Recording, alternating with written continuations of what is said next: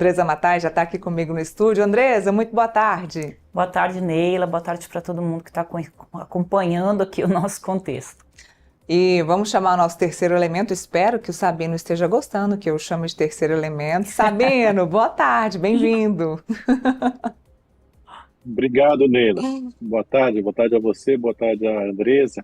Já me chamaram de coisa muito pior, viu? Não se preocupe. Tá certo, então vamos lá. Olha, assunto sério. Inclusive o Sabino viralizou aí nas redes sociais, viu, Sabino? Principalmente nas redes sociais bolsonaristas. O discurso, a fala do Sabino aqui na segunda-feira, na terça-feira, viralizou nas redes sociais sobre censura, principalmente o trecho que o Sabino fala de que já estamos neste momento. Não é que a gente vai chegar, a gente já chegou. E hoje, decisão do ministro Alexandre de Moraes, mais uma vez, reforçando. Ele passou um paninho ali para o Bolsonaro, mas reforçando essa censura mesmo antes de uma condenação, né, Sabino?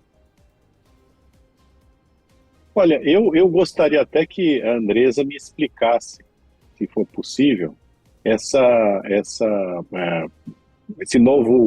nova abordagem do Alexandre de Moraes da liberdade de expressão, né? Porque ele chama basicamente liberdade de expressão de esquemas espúrios. Eu não entendi, quer dizer, o Bolsonaro pode dar entrevista, mas a entrevista não pode ir para as redes sociais.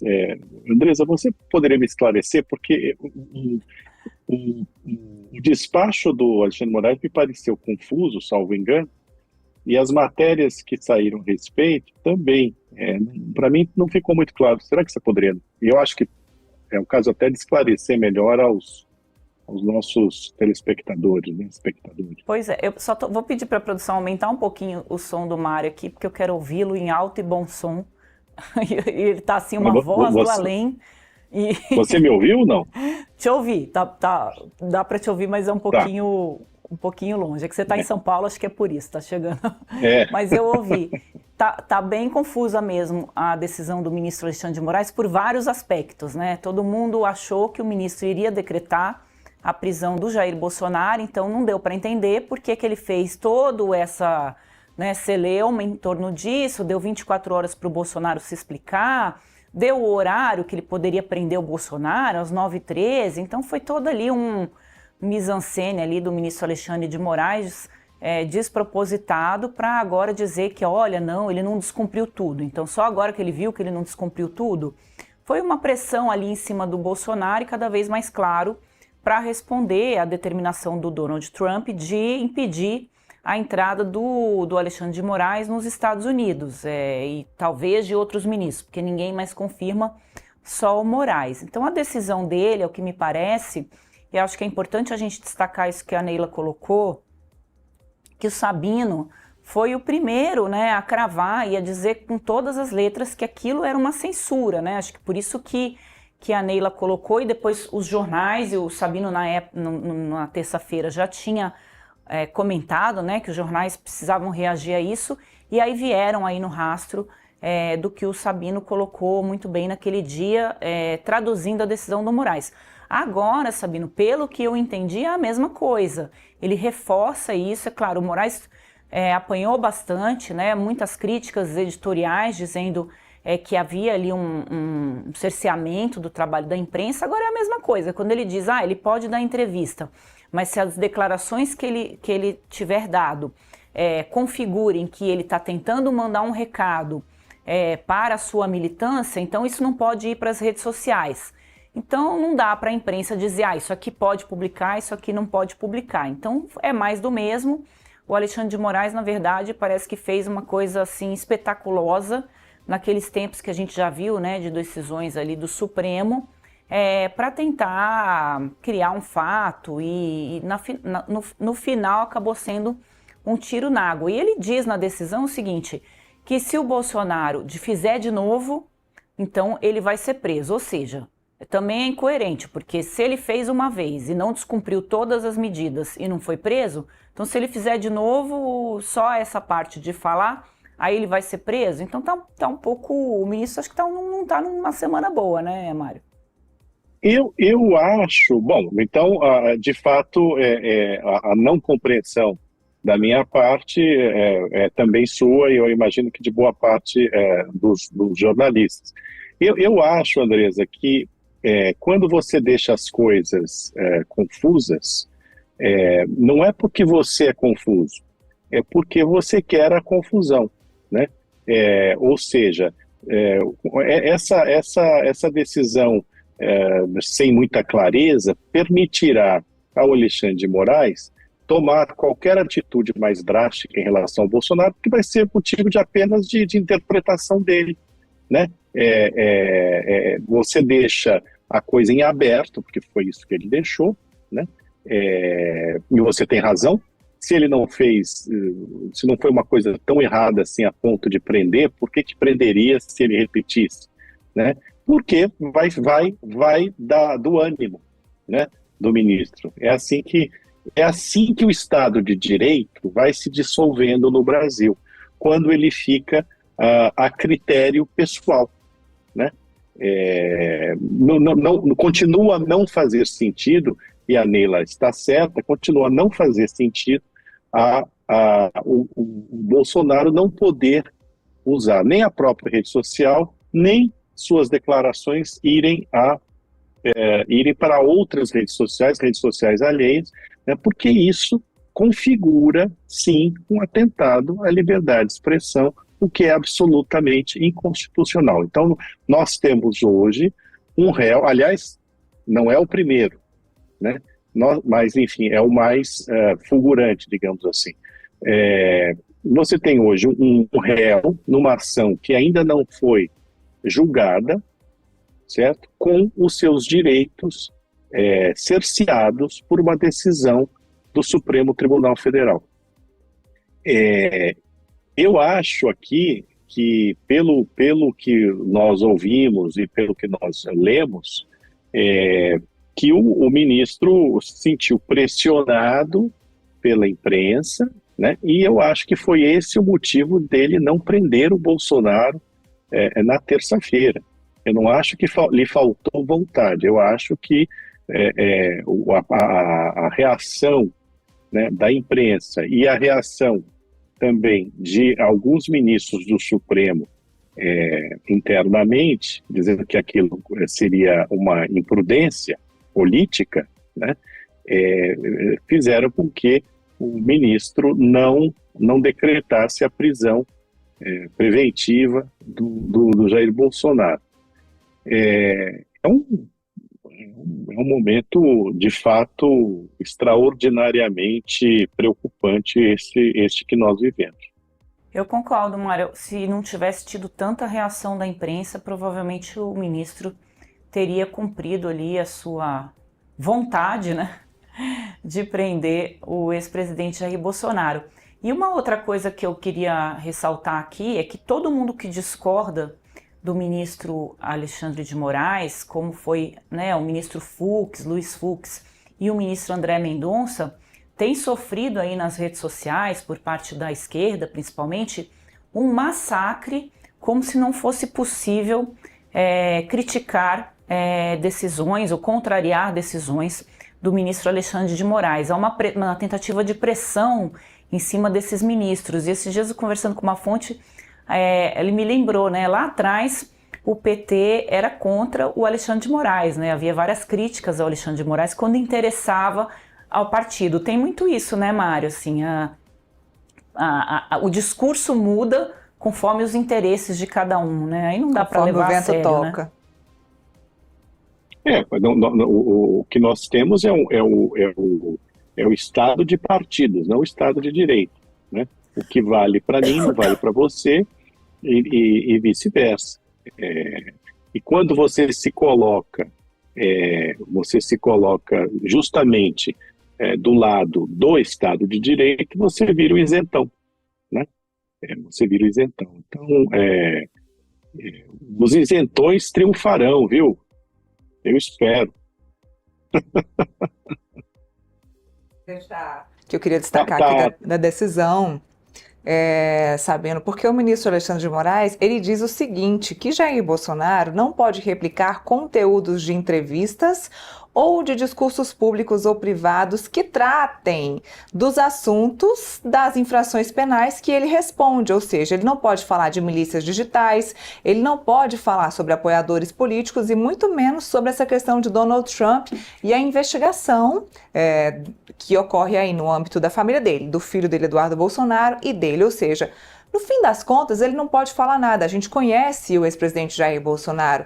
Ele não fica em silêncio. Na segunda-feira, ele precisava ficar em silêncio, ele sabia disso, explodiu, acabou falando o que não podia falar, aconteceu tudo isso que aconteceu, e agora o ministro dá essas pitadas não entendíveis do que é que Jair Bolsonaro pode ou não falar, citando até os assuntos que ele pode ou não falar. É uma censura mesmo incrível.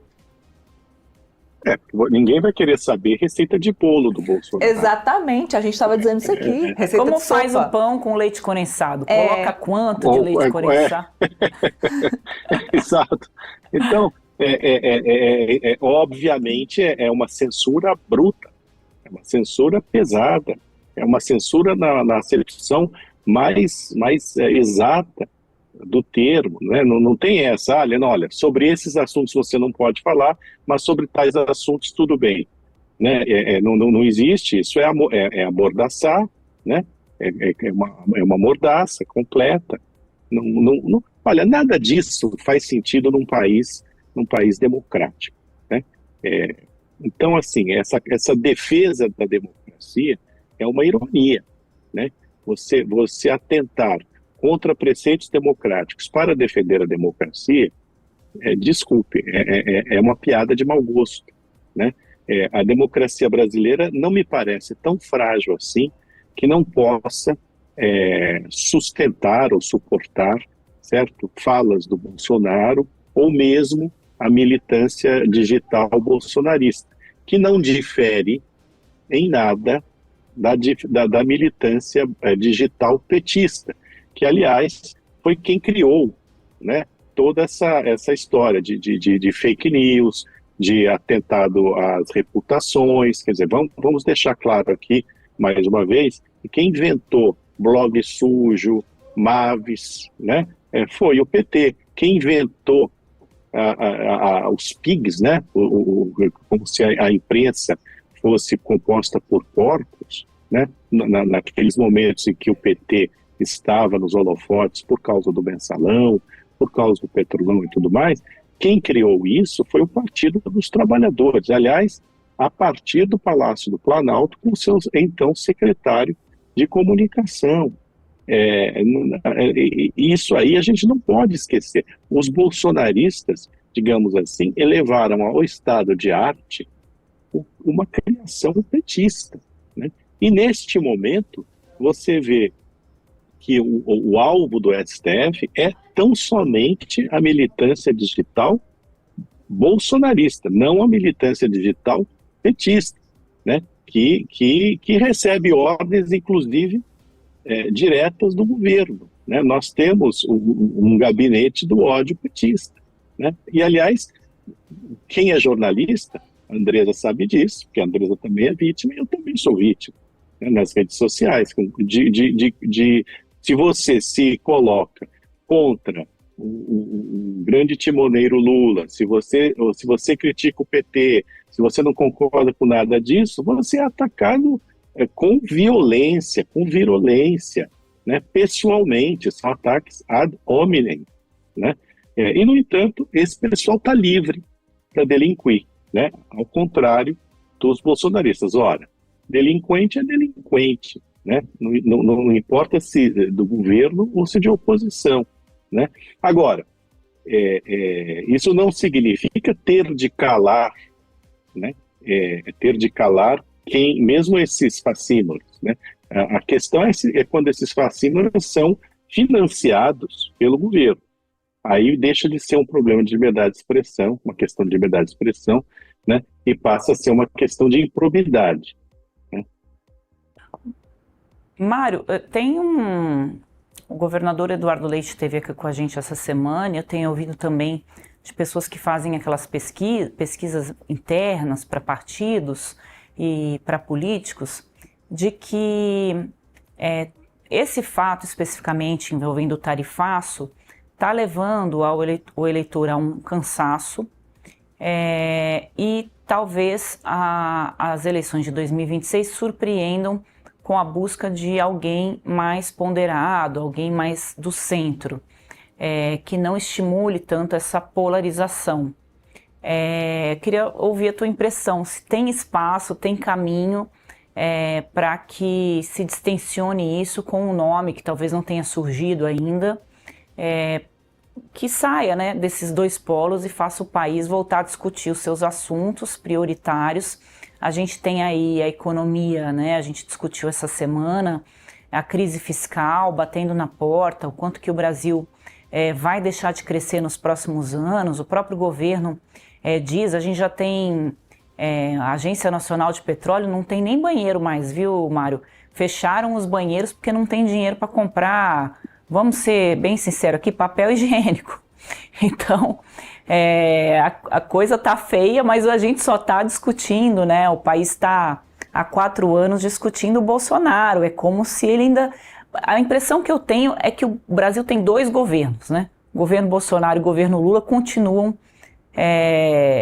aí em paralelo, comandando o país, né? Eu entendo o que você diz, mas a minha impressão é que o Brasil é governado pelo STF, né?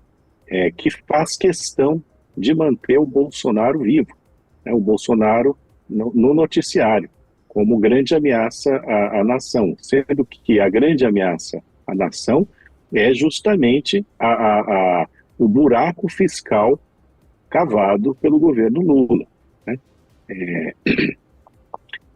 Os economistas são praticamente unânimes em dizer que, independentemente de quem seja o próximo presidente da República, ele vai enfrentar um problema, uma bomba atômica, né? Em função do buraco fiscal que você mesmo agora aponta, já começa a se manifestar com falta de dinheiro para papel higiênico. Eu quero saber quando faltar dinheiro para remédio, né, de farmácia popular, quando faltar dinheiro para pagar salário do servidor público, né, a gente vai começar a imprimir dinheiro e a inflação, né, vai aumentar drasticamente em função disso. Então, eu não sei, Andresa, essa é a pergunta nem de $1 bilhão, né, de $1 bilhão, né, a gente vai conseguir sair desse impasse causado pelo lulopetismo e pelo bolsonarismo, né? Ninguém nunca perdeu dinheiro apostando contra o Brasil. A gente, em geral, faz as piores escolhas, né? É um clássico nacional. Eu acho que tudo dependerá não só das alianças que serão compostas para o pleito presidencial, mas também da capacidade de uma terceira figura, catalisar um certo entusiasmo. Veja, não há muita lógica, muita racionalidade nas escolhas dos brasileiros, da maior parte dos brasileiros, né?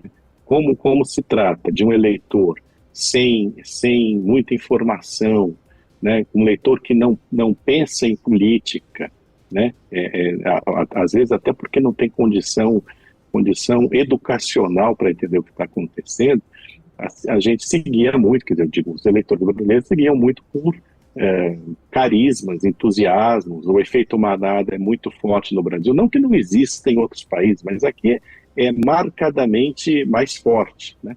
Então, se você encontrar um candidato que caia na simpatia popular por algum motivo que é sempre um pouco insondável, né, eu acho que nós poderemos sair desse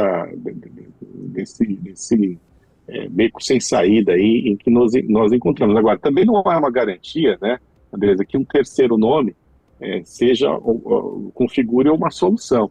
Eu acho que na fala do Eduardo Leite tem o que os ingleses e americanos chamam de wishful thinking, né?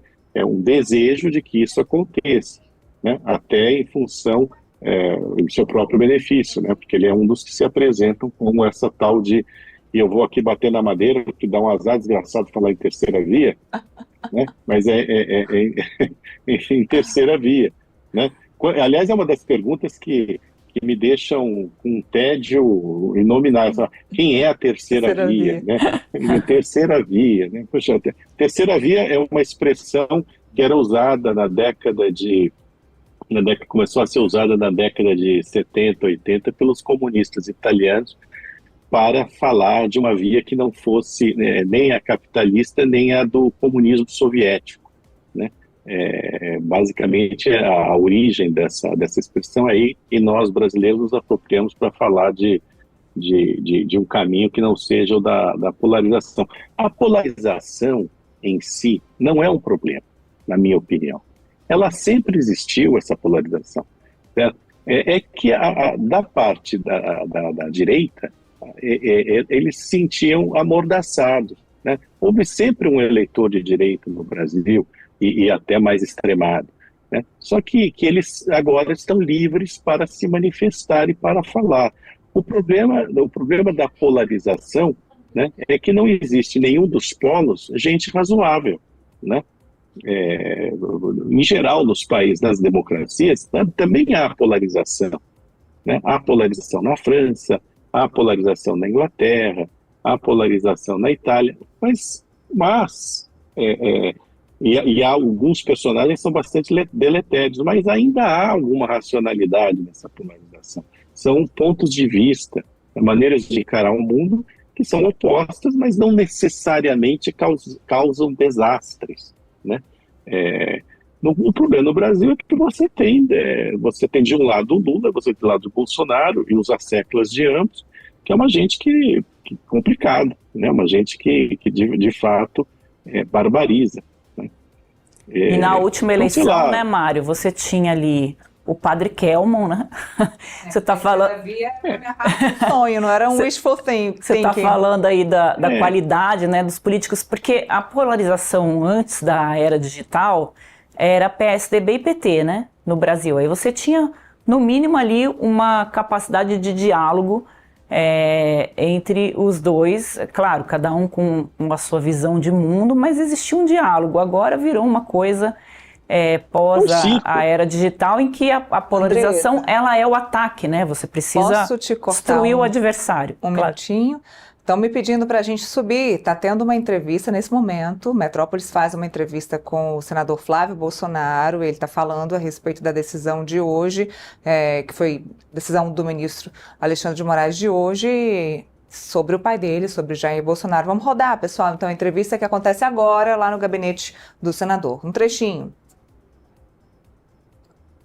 Eu, num primeiro momento, quando houve a determinação absurda do Alexandre de Moraes, então estamos vivendo mais um dia triste para a democracia brasileira, quando ele resolve colocar uma tornozeleira eletrônica no meu pai, no Bolsonaro. Obviamente que assim que eu consegui falar com ele, já que o telefone dele foi apreendido nessas circunstâncias, ele me pareceu muito chateado, obviamente, constrangido, se sentindo humilhado, mas estava tranquilo. O ministro Paulo Capelli está fazendo ao vivo lá no gabinete do senador Flávio Bolsonaro. Pelo pouco que eu consegui ouvir, Flávio Bolsonaro aí subiu o tom, inclusive comparou o ministro Alexandre de Moraes a um viciado em crack. Ele está sem medo de falar, né, Andressa? Pois é. O Flávio que é... Vamos introduzir o terceiro elemento, né? Vamos. Vem, Sabino. Eu tô aí? Eu achei que eu estivesse. Tá, sempre. Agora a audiência sobe.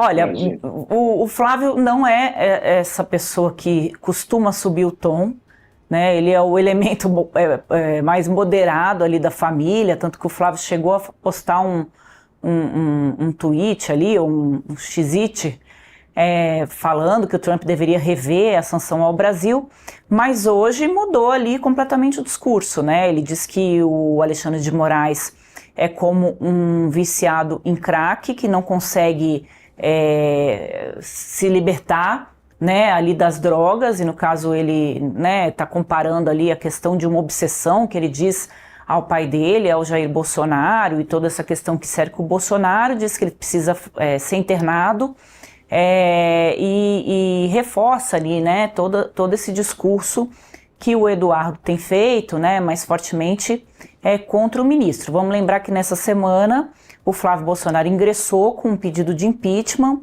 do Moraes, assim que o Moraes ameaçou prender o Jair Bolsonaro de forma antecipada, por conta daquelas declarações. A gente já comentou isso aqui, todo mundo já sabe. O Flávio não tem força para aprovar ou para pautar o impeachment do Moraes ali no Senado. Quem controla a agenda é o Davi Alcolumbre, e quem controla o Davi Alcolumbre são os cargos que o governo Lula tem dado a ele aos montes. Hoje o Davi Alcolumbre é um homem de mais de 300 cargos aí no governo federal, para poder segurar qualquer tipo de enfrentamento aí aos ministros do Supremo Tribunal Federal. Eleitoralmente, ele não tem muito prejuízo, foi diferente do que ocorreu ali com o Rodrigo Pacheco, que há muita cobrança em Minas, né, onde ele tem ali o Nicolas, que é uma figura forte ali em Minas. Então o Rodrigo Pacheco se queimou bastante ali eleitoralmente, porque não pautou os pedidos de impeachment, que são quase 30, do Alexandre de Moraes. Então, pelo visto, né, a família vai para cima do Moraes para tentar pautar politicamente esse discurso, porque eles sabem que juridicamente eles já perderam, até porque a maioria dos ministros ali do Supremo vai referendar as posições do Alexandre de Moraes.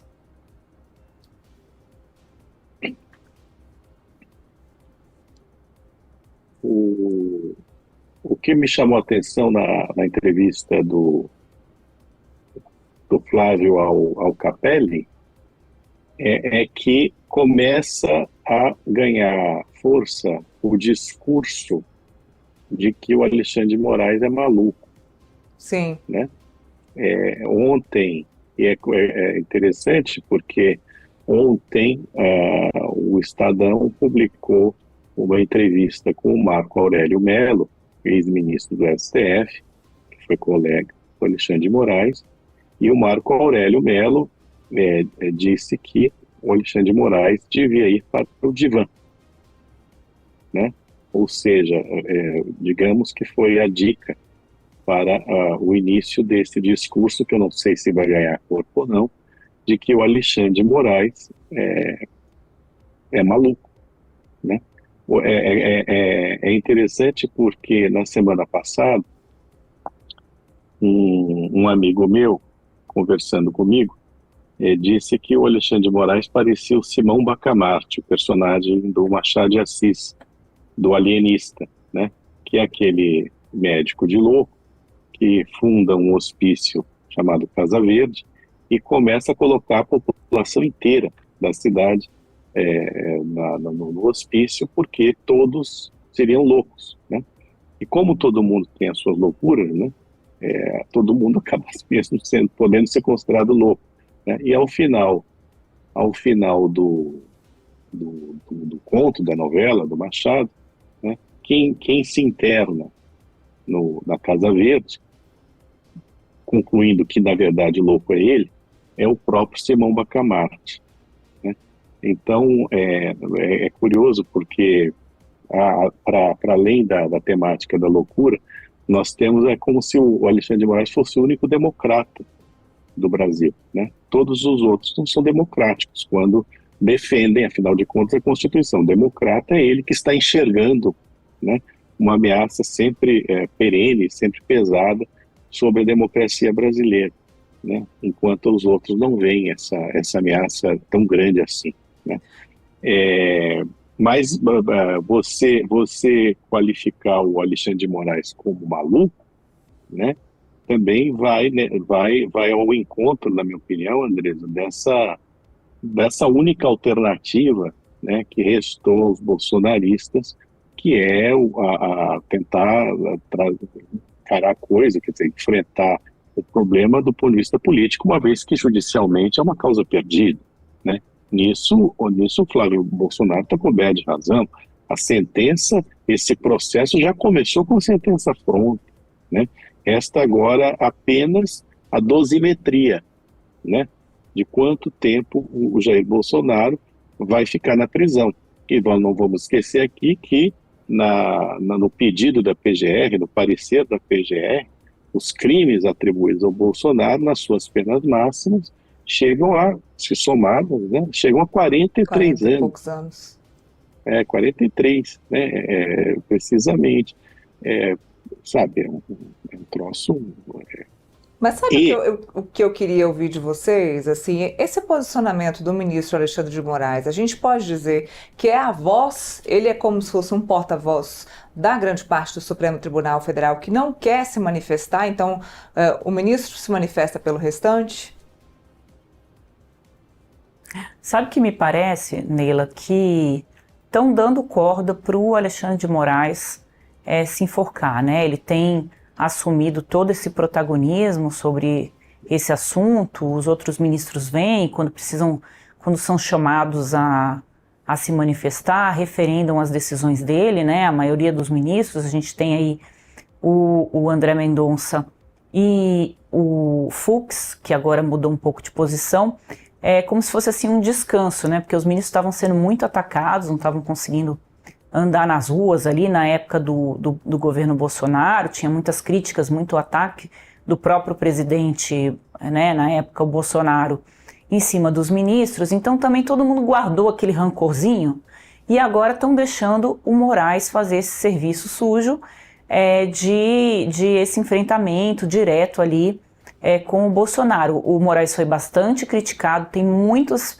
pedidos, né, contra o Moraes ali na OAB, porque ele não tem deixado nem os advogados falarem, né? Ele faz um enfrentamento ali com os próprios advogados, cerceando também o direito de defesa. O Flávio, eu queria só voltar um pouco para um trecho da entrevista, que ele tenta também justificar a questão do tarifaço, dizendo que o Moraes tomou medidas contra redes sociais, impedindo, né, a utilização de redes sociais. Ele chegou a colocar uma rede social, que eu acho que é Rumble, fora do ar, os brasileiros não têm mais acesso a essa rede social, então que essa reação do Trump das tarifas, ela vem daí. Então é uma tentativa também de afastar, né, essa culpabilidade que a esquerda tenta colocar em cima do Bolsonaro e da família Bolsonaro sobre essa taxação. Vamos lembrar que esse processo, especificamente, que o Bolsonaro e o Eduardo foram alvos, aí, esse último processo, ele diz isso, que o Bolsonaro está sustentando o filho dele nos Estados Unidos para que o filho dele faça ali toda uma operação para que o governo norte-americano interfira no Brasil e, assim, atinja ali a soberania nacional. Essa é a tese do Alexandre de Moraes, uma vez referendada pelo fato do Donald Trump ter realmente taxado o Brasil, né? A gente está aí há muito pouco tempo, são 7 dias do Brasil enfrentar esse tarifaço e tudo indica que vai enfrentar. O Brasil não tem nenhuma interlocução com o governo norte-americano. A gente conversou ontem com o deputado Mauro Benevides Filho, ele disse que morou muito tempo nos Estados Unidos e qualquer pessoa, qualquer criança sabe que não é da forma como o Brasil está fazendo que vai se resolver o problema. Então faltam 7 dias, ele apela para que o presidente Lula pegue o telefone emprestado, né, Mário, porque o Lula não tem telefone, e ligue para o Donald Trump. O Lula nunca falou com o Donald Trump, a gente está nessa situação aqui no Brasil, de um presidente que nunca falou com o seu segundo maior parceiro comercial. E o Donald Trump, eu dei na minha coluna ontem, sequer mandou um embaixador para o Brasil. Então, desde a posse do Donald Trump, o Brasil não tem, né, um representante aqui do governo americano na sua embaixada, que mostra o prestígio que o Donald Trump também dá para o nosso país, dada essas relações políticas conflituosas entre os dois. Mas, fechando aqui pelo que eu comecei a dizer, vai haver uma tentativa, né, da direita de tirar do colo da família Bolsonaro essa taxação, e o governo Lula vai ter que parar, né, Mário, com esse discurso de que a culpa é do Bolsonaro, porque a taxa vai vir E aí como é que vai ficar? Vai ficar a vida inteira dizendo que a culpa é do Bolsonaro e o país inteiro pagando taxa sobre os produtos que exporta para os Estados Unidos? Uma hora esse discurso vai parar de colar, né? Bom, eu fiz uma coluna irônica hoje, mostrando que é comovente o empenho do Lula em tentar fazer com que o Trump volte atrás na sua decisão do tarifaço. Então você vê, o Lula resolveu incluir o Brasil, ingressar, né, fazer com que o país ingresse na ação movida pela África do Sul contra Israel, sob a acusação de que Israel está cometendo genocídio em Gaza. Depois, o Lula ligou para presidente do México, né? O Lula esteve no Chile para defender a democracia ao lado de outros presidentes de esquerda e atacou o intervencionismo. O Lula, a mando do Lula, o Brasil fez uma reclamação à Organização Mundial do Comércio, que eu até agradeço o Lula, porque a gente nem mais lembrava de que a Organização Mundial do Comércio existia, tal a importância, né, que ela tem hoje. Então, assim, foram movimentos muito consistentes, né, para obter um acordo, né, iniciar uma negociação com Donald Trump, né? Enquanto isso, nós temos a embaixadora do Brasil nos Estados Unidos, que não é recebida em nenhuma repartição, né, em Washington, e você tem o Geraldo Alckmin, que também manda a cartinha não respondida, tenta marcar reunião e a reunião não ocorre. Então você veja, a culpa toda é do Geraldo Alckmin e da embaixadora em Washington, né? Porque nós não conseguimos abrir negociações com Donald Trump. É um completo desvario você ter o presidente da República que, no momento deste, né, se recusa a tentar um contato direto com o Donald Trump, né? Porque você pode imaginar também do lado de lá, o presidente dos Estados Unidos da América, recebendo contato do vice-presidente brasileiro. Não recebe. É óbvio que não vai receber. Veja, se o Trump se recusar a falar com o Lula, ninguém poderá culpar o Lula por não ter procurado o Trump. Concorda? Né? E nessas questões comerciais, eu não sei se vocês estão me ouvindo, porque a imagem congelou. Estamos. Vocês estão me ouvindo? Bom, Sim. Então fico eu aí com essa cara de palhaço parado, mas tudo bem. Eu me lembro, em questões comerciais, eu sempre gosto de lembrar do que dizia um diretor comercial da Editora Abril, quando eu trabalhei, né? Ele dizia que ele ia atrás de anunciantes e ele gostava de se humilhar para conseguir anúncio, para conseguir dinheiro, né? Eu acho que esse deveria ser o espírito, né, de um presidente brasileiro num momento como esse, em que pode vir um tarifaço de 50% sobre os produtos exportados para os Estados Unidos, né? Ele seria grandioso, né, se ele procurasse o Trump, mesmo correndo o risco de não ter resposta alguma, do sujeito não atender, né, que configuraria uma certa humilhação, mas é uma humilhação que engrandeceria o Lula. Sim. Sabe? E, no entanto, por quê? Porque ele está colocando os interesses brasileiros acima de tudo, acima inclusive do próprio orgulho, né? E isso isso sim faz um grande líder, né? Enfim, eu vejo a coisa dessa maneira.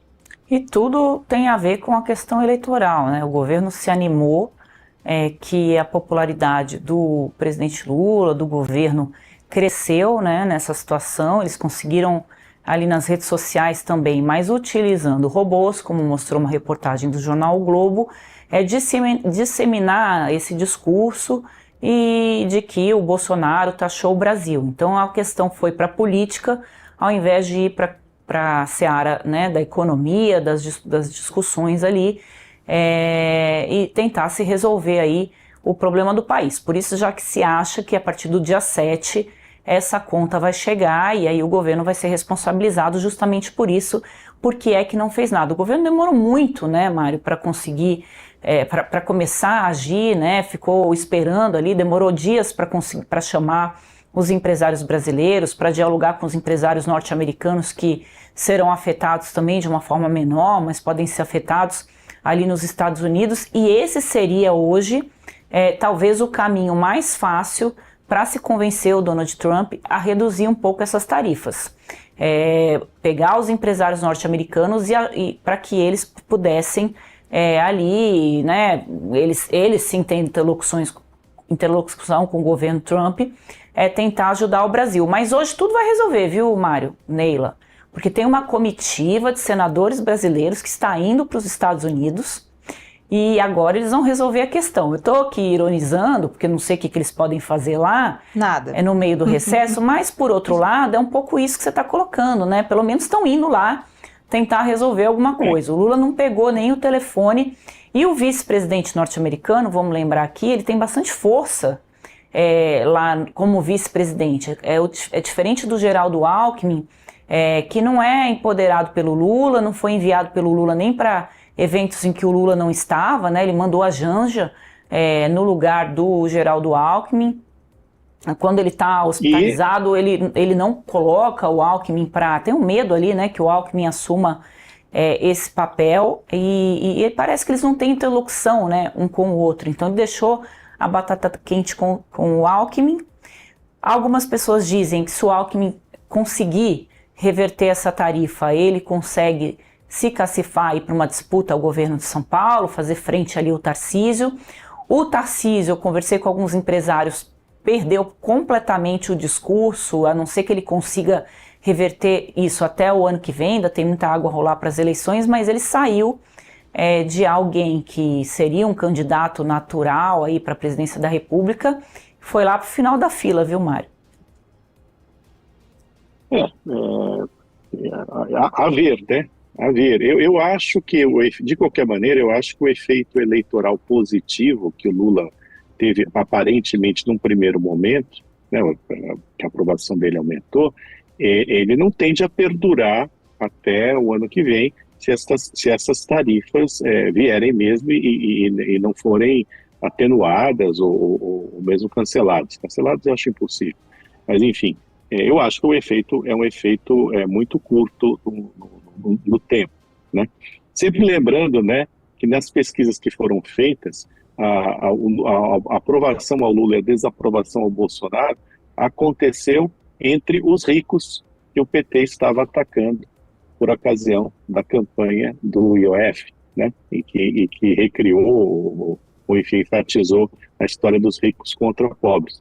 Foram justamente as pessoas de maiores posses e mais bem informadas que criticaram Bolsonaro e passaram a aprovar o Lula naquela primeira condução, né? Ou falta de condução, né? Dizer assim. Mas eu acho que se, por exemplo, as tarifas tiverem um efeito muito grande sobre a economia brasileira, né, em função de medidas retaliatórias do Brasil, inclusive, essa aprovação tende a se diluir e o Lula voltará aos mesmos patamares de desaprovação, né, que tinha antes dessa crise com os Estados Unidos. Menina, é um negócio impressionante. A gente está há uma semana de ter produtos taxados a 50% e ninguém conseguiu falar com os americanos, e o senhor presidente da República não tentou falar com o presidente da República dos Estados Unidos da América. É inacreditável. Dito assim, em voz alta, eu estimulo os nossos espectadores a falarem isso em voz alta para perceberem o absurdo que é. Espero que o presidente Lula mude de opinião. A gente tem 7 dias para ele mudar de opinião, aí no máximo 7 dias para ele mudar de opinião e procurar o presidente Donald Trump. Falamos sobre muita coisa, né? A gente começou ali na decisão do Moraes e acabamos aqui no Lula tendo que correr para resolver o tarifaço. Vamos lá, daqui a pouco a gente muda de assunto. Eu aproveito para agradecer Mário Sabino. Sabino, obrigada mais uma vez por comentar com a gente aqui hoje, emitir a sua análise sobre esses assuntos mais importantes do momento. Obrigada. Obrigado. Tchau, gente.